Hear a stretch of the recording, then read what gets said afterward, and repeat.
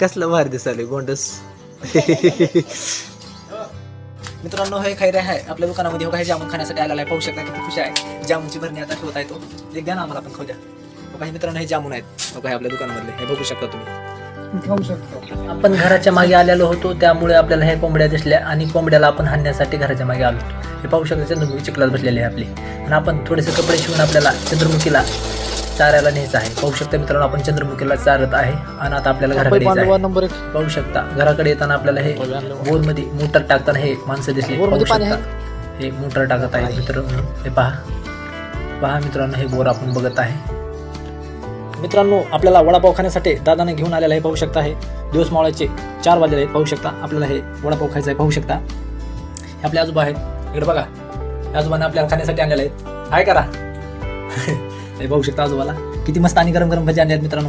या खायला तुम्ही पण.